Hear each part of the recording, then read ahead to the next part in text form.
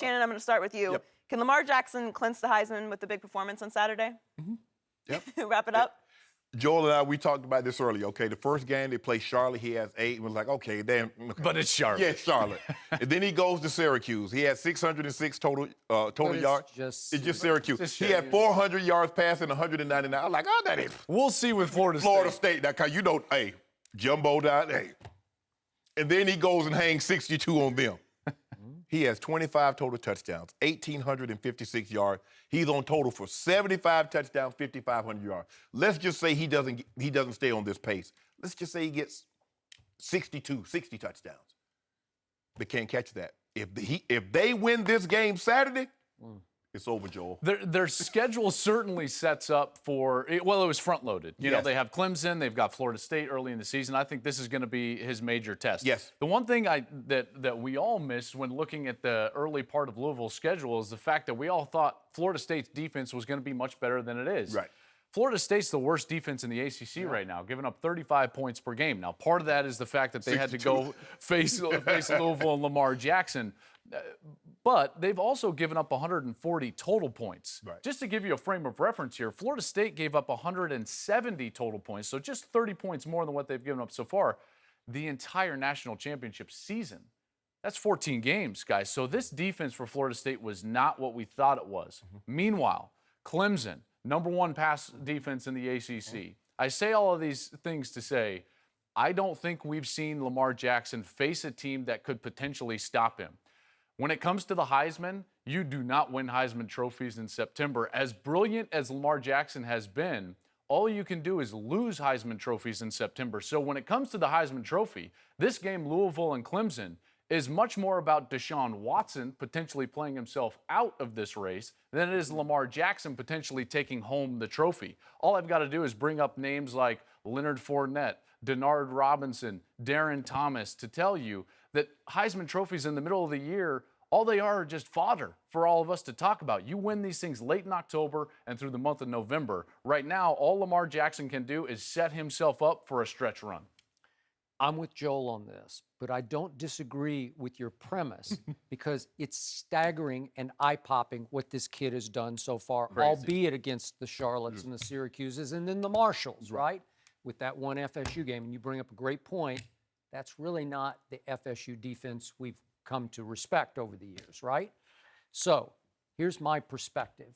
Going into this college football season, I said this is the deepest Heisman field I can ever remember. And I've been doing this for a long time. And at the top of the list were Deshaun Watson and Baker Mayfield and Leonard Fournette. And I didn't even get to Christian McCaffrey because I'm about to get to him. But those first three that I talked about, within 3 to 4 weeks, they're off the list. They're out of sight and out of mind. And you could make a strong case they're done. I think they could all get on rolls that would make you change your opinion on that.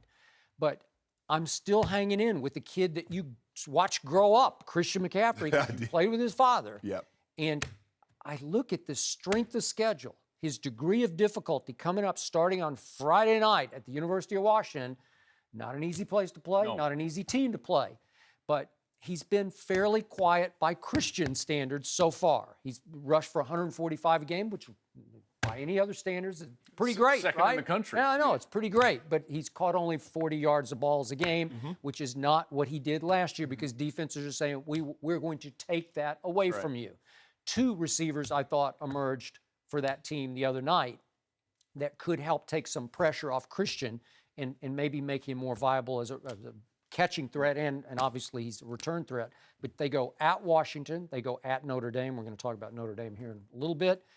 At Arizona, at Oregon, at Cal. Well, these are pretty rough places to play, even though Cal doesn't have much defense. But he could make a bigger, better case maybe down the stretch than Lamar Jackson is capable of making, his degree of difficulty is off the charts. Because I look at Lamar Jackson's schedule, really the only team that can trip him up is Clemson on the road, University of Houston.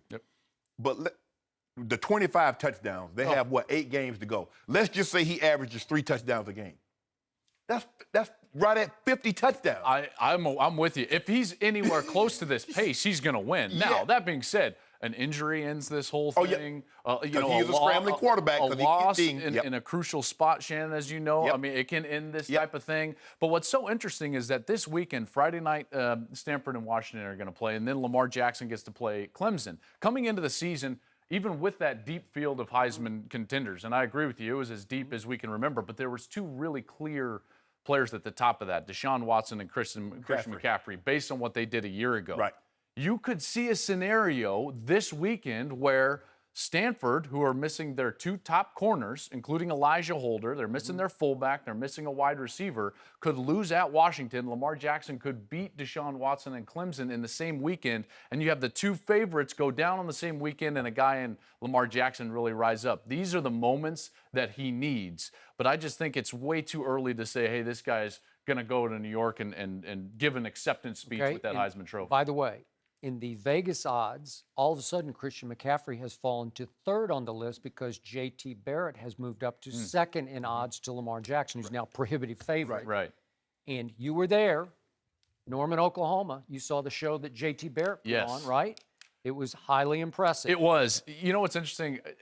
And I don't think you get a real appreciation for this until you're there. Almost like a great point guard, like a Steve Nash or a Chris Paul. Less so Russell Westbrook because he creates his own magic. But J.T. Barrett is a great distributor. Shannon, you know the type. You played with guys, at all levels, that they're just great operators of the system. And J.T. is a fabulous athlete. He can run. He can do a lot of things well.